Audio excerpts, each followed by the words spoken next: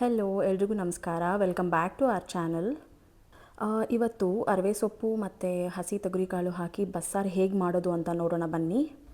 ಮೊದಲಿಗೆ ಸೊಪ್ಪನ್ನು ನೀಟಾಗಿ ತೊಳ್ಕೊಂಡು ಹೆಚ್ಕೊಳ್ತಾ ಇದ್ದೀನಿ. ಇದಕ್ಕೆ ನಾವು ಬೇರೆ ಸೊಪ್ಪನ್ನು ಕೂಡ ಯೂಸ್ ಮಾಡ್ಬೋದು. ಸೊ ನಾನಿವತ್ತು ಅರವೆ ಸೊಪ್ಪು ಹಾಕ್ಕೊಳ್ತಾ ಇದ್ದೀನಿ. ಅದರ ಜೊತೆಗೆ ಹಸಿ ತೊಗರಿಕಾಳನ್ನ ಯೂಸ್ ಮಾಡ್ತಾ ಇದ್ದೀನಿ. ಇದಕ್ಕೆ ಬೇರೆ ಬೇರೆ ಬೇಳೆ ಕಾಳುಗಳನ್ನ ಕೂಡ ಹಾಕೋಬೋದು. ಫಾರ್ ಎಕ್ಸಾಂಪಲ್ ತೊಗರಿಬೇಳೆ, ಅವರೆಬೇಳೆ, ಹೆಸರು ಕಾಳು ಮತ್ತು ತೊಗರಿಬೇಳೆ ಮತ್ತು ಹೆಸರು ಕಾಳನ್ನ ಮಿಕ್ಸ್ ಮಾಡಿ ಹಾಕೋಬೋದು. ರುಚಿಗೆ ತಕ್ಕಷ್ಟು ಉಪ್ಪು ಮತ್ತು ಬೇಕಾದಷ್ಟು ನೀರನ್ನು ಹಾಕ್ಕೊಂಡು ಇದನ್ನು ಬೇಯಕ್ಕೆ ಇಡೋಣ. ಒಂದು ವಿಷಲ್ ಆದರೆ ಸಾಕು, ಜಾಸ್ತಿ ಆದರೂ ತುಂಬ ಬೆಂದೋಗುತ್ತೆ.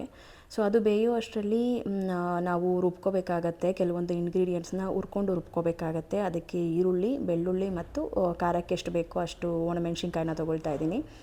ಮೊದಲಿಗೆ ಒಂದು ಪ್ಯಾನಲ್ಲಿ ಸ್ವಲ್ಪ ಎಣ್ಣೆ, ಹೆಚ್ಚಿರುವಂತಹ ಈರುಳ್ಳಿ, ಒಂದು ಈರುಳ್ಳಿ ಆದರೆ ಸಾಕು. ಖಾರಕ್ಕೆ 5ರಿಂದ 6 ಒಣಮೆಣ್ಸಿನ್ಕಾಯಿ ಹಾಕ್ಕೊಳ್ಳಿ. ನೀವು ಸಾಂಬಾರು ಪೌಡರ್ನ ಆ್ಯಡ್ ಮಾಡ್ಕೊಳ್ತೀನಿ ಅನ್ನೋದಾದರೆ ಮೆಣಸಿನ್ಕಾಯಿನ ಸ್ವಲ್ಪ ಕಡಿಮೆ ಮಾಡ್ಕೊಳ್ಳಿ.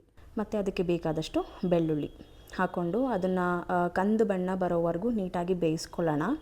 ಇದಾದಮೇಲೆ ಸ್ವಲ್ಪ ಹುಣಸೆಹಣ್ಣು ನೋಡ್ಕೊಂಡು ಹಾಕ್ಕೋಬೇಕು. ತುಂಬ ಜಾಸ್ತಿ ಆದರೂ ಕೂಡ ಹುಳಿ ಆಗಿಬಿಡತ್ತೆ, ಇಲ್ಲ ಸಾರು ಹುಳಿ ಹೊಡೆದ್ಬಿಡತ್ತೆ, ಚೆನ್ನಾಗಿ ಅನಿಸೋದಿಲ್ಲ. ಹಾಗಾಗಿ ನೋಡಿಕೊಂಡು ಹಾಕ್ಕೊಳ್ಳಿ.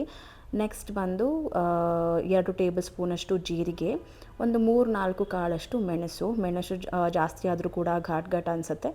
ಸೊ ಒಂದು 4 ಕಾಳಾದರೆ ಸಾಕಾಗತ್ತೆ.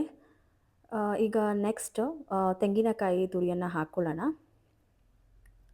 ಕಾಯಿ ಬಂದು ಸ್ವಲ್ಪನೇ ಹಾಕ್ಕೊಂಡ್ರೆ ಸಾಕು, ಒಂದು ಹಿಡಿಯಷ್ಟು. ಜಾಸ್ತಿ ಹಾಕ್ಕೊಂಡ್ರೂ ಚೆನ್ನಾಗಿ ಟೇಸ್ಟ್ ಇರೋದಿಲ್ಲ ಸಾರು. ಸೊ ಸ್ವಲ್ಪನೇ ಹಾಕ್ಕೊಳ್ಳೋಣ.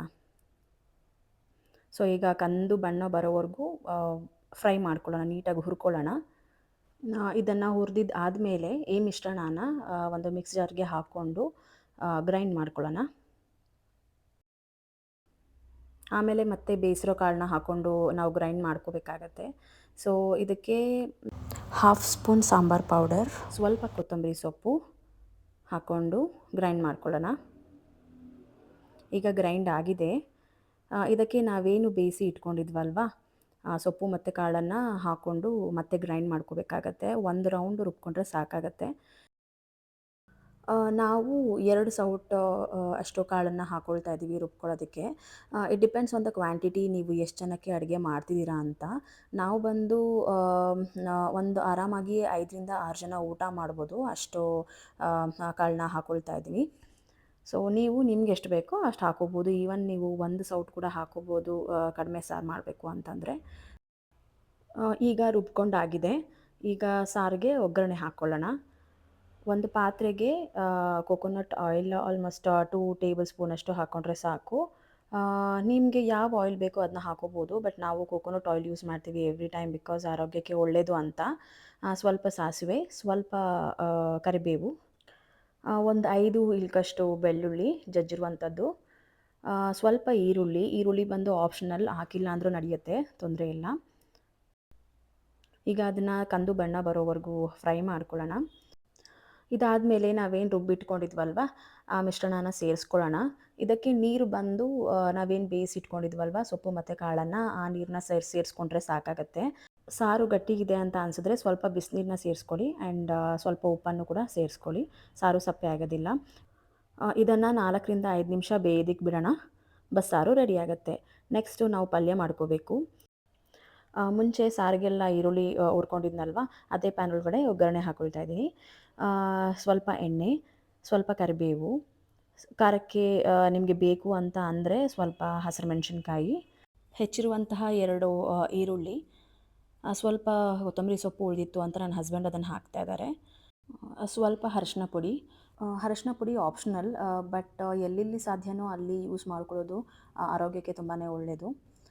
ನಾವು ಆಲ್ರೆಡಿ ಸೊಪ್ಪು ಕಾಳು ಬೇಯಿಸ್ಕೊಳ್ಳೋದಕ್ಕೆ ಉಪ್ಪು ಸೇರಿಸ್ಕೊಂಡಿರ್ತೀವಿ. ಸೊ ಹಾಗಾಗಿ ಇಲ್ಲಿ ಸ್ವಲ್ಪ ಈರುಳ್ಳಿ ಫ್ರೈ ಆಗೋದಕ್ಕೆ ಉಪ್ಪನ್ನ ಸೇರಿಸ್ಕೊಳ್ಳಿ. ಮುಂಚೆ ಹಳ್ಳಿಗಳಲ್ಲಿ ಒಗ್ಗರಣೆನೇ ಹಾಕ್ತಾ ಇರಲಿಲ್ಲ ಪಲ್ಯಗಳಿಗೆ, ಹಾಗೆ ಸೊಪ್ಪು ಕಾಳು ನೆಂಚ್ಕೊಂಡು ತಿಂತಾಯಿದ್ರು. ಬಟ್ ಇವಾಗ ಸ್ವಲ್ಪ ಒಗ್ಗರಣೆ ಹಾಕ್ಕೊಂಡು ಸ್ವಲ್ಪ ಬಾಯಿ ರುಚಿ ಹೆಚ್ಚು ಮಾಡ್ಕೊಳ್ತೀವಿ ಅಷ್ಟೇ. ಆ್ಯಂಡ್ ಆಲ್ಸೋ ಸ್ವಲ್ಪ ಕ್ವಾಂಟಿಟಿ ಹೆಚ್ಚುತ್ತೆ ಅನ್ನೋದೊಂದು ಕಾರಣಕ್ಕಷ್ಟೇ. ಸ್ವಲ್ಪ ಕಾಯಿ ತುರಿಯನ್ನು ಆ್ಯಡ್ ಮಾಡ್ಕೊಳ್ಳೋಣ. ನಂತರ ಬೇಯಿಸ್ಕೊಂಡಿದ್ದ ಸೊಪ್ಪು ಮತ್ತು ಕಾಳನ್ನು ಹಾಕ್ಕೊಂಡು ಮಿಕ್ಸ್ ಮಾಡ್ಕೊಳ್ಳೋಣ. ಈಗ ಆ ಪಲ್ಯ ಕೂಡ ರೆಡಿಯಾಗಿದೆ. ಕುಕಿಂಗ್ ಎಕ್ಸ್ಪರ್ಟ್ಸ್ಗಳಿಗೆಲ್ಲ ಈ ರೆಸಿಪಿ ಬಗ್ಗೆ ಗೊತ್ತಿರುತ್ತೆ. ಬಟ್ ಯಾರೆಲ್ಲ ಬಿಗಿನರ್ಸ್ ಇರ್ತಾರೆ ಅಲ್ವಾ, ಈಗ ಅವರ ಕುಕಿಂಗ್ ಜರ್ನಿಯನ್ನು ಸ್ಟಾರ್ಟ್ ಮಾಡ್ತಿರ್ತಾರೆ, ಅವರಿಗೆ ಈ ವ್ಲಾಗ್ಸ್ ತುಂಬಾ ಯೂಸ್ಫುಲ್ ಆಗಿರುತ್ತೆ. ಹಾಗಾಗಿ ನಮ್ಮ ಕಡೆಯಿಂದ ಇದೊಂದು ಸಣ್ಣ ಪ್ರಯತ್ನ. ಸೊ ಇದಾದಮೇಲೆ ಮುದ್ದೆ ಜೊತೆಗೆ ಬಸ್ಸಾರು ಪಲ್ಯ ತುಂಬಾ ಟೇಸ್ಟಿಯಾಗಿರುತ್ತೆ. ಸೊ ರುಚಿ ಹೇಗಿದೆ ಅಂತ ಕೇಳೋಣ ಬನ್ನಿ. ಮೊದಲಿಗೆ ನನ್ನ ಹಸ್ಬೆಂಡ್ ಟೇಸ್ಟ್ ಮಾಡ್ತಾ ಇದ್ದಾರೆ. ಚೆನ್ನಾಗಿದೆ ಅಂತ ಹೇಳಿದ್ರು. ಎನಿಹೌ ನಾನು ನನ್ನ ಹಸ್ಬೆಂಡ್ ಇಬ್ಬರು ಸೇರೇ ಈ ಚಾನಲ್ಗೋಸ್ಕರ ಕುಕ್ ಮಾಡ್ತೀವಿ. Because he also nose cooking well. And next ನನ್ನ ಮಗಳಿಗೆ ಟೇಸ್ಟ್ ಮಾಡಲಿಕ್ಕೆ ಕೊಟ್ಟೆ. ಅವರು ಕೂಡ ಟೇಸ್ಟ್ ಮಾಡಿ ತುಂಬ ಚೆನ್ನಾಗಿದೆ ಅಮ್ಮ ಅಂತ ಹೇಳಿದ್ರು. ಸೊ ಎಸ್, ಇದಾಗಿತ್ತು ಇವತ್ತಿನ ಕುಕಿಂಗ್ ವ್ಲಾಗ್. ಐ ಹೋಪ್ ಎಲ್ರಿಗೂ ಇಷ್ಟ ಆಗಿರುತ್ತೆ ಅಂತ. ಯಾರಿಗೆಲ್ಲ ಇಷ್ಟ ಆಗಿದೆ ದಯವಿಟ್ಟು ಲೈಕ್ ಮಾಡಿ, ಶೇರ್ ಮಾಡಿ, ಆ್ಯಂಡ್ ನಿಮಗೆ ಇನ್ನೂ ಯಾವ ಥರದ ರೆಸಿಪೀಸ್ ಬೇಕು ಅಂತ ಕಮೆಂಟ್ನಲ್ಲಿ ತಿಳಿಸಿ. ಹೀಗೆ ಸಪೋರ್ಟ್ ಮಾಡ್ತಾಯಿರಿ. ಮತ್ತು ಯಾರೆಲ್ಲ ನಮ್ಮ ಚಾನಲ್ನ ನೋಡ್ತಾ ಇದ್ದೀರಾ ದಯವಿಟ್ಟು ಸಬ್ಸ್ಕ್ರೈಬ್ ಮಾಡ್ಕೊಳ್ಳಿ. ಮುಂದಿನ ರೆಸಿಪಿ ಜೊತೆ ನಾನು ನಿಮಗೆ ಸಿಗ್ತೀನಿ. Thank you. ಬಾಯ್.